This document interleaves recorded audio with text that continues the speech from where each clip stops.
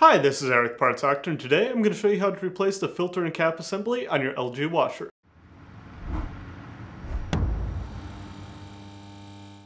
These instructions also apply to some Kenmore models that were manufactured by LG. These Kenmore models have 796 as the first three digits of their model number. The washer's filter traps unwanted objects, preventing them from entering the drain pump. If the filter is cracked or damaged, it will need to be replaced.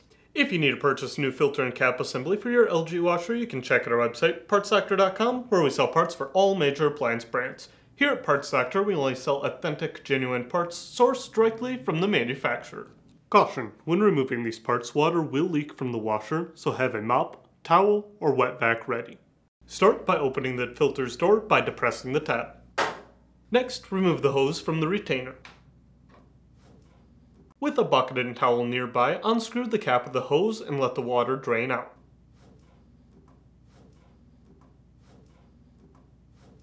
When draining your washer, be careful as you will be draining all the water out of it. You may need to use a bigger bucket or a wet vac to get all the water without spilling it.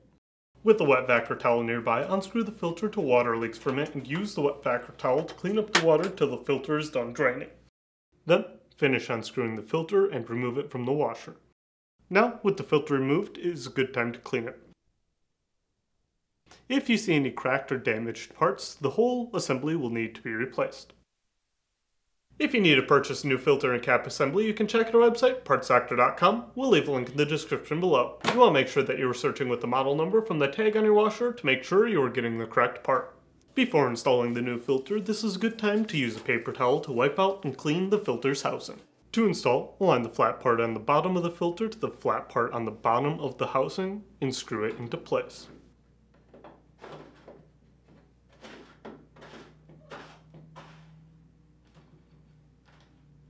Then, screw the cap back onto the hose and put it back into the clip.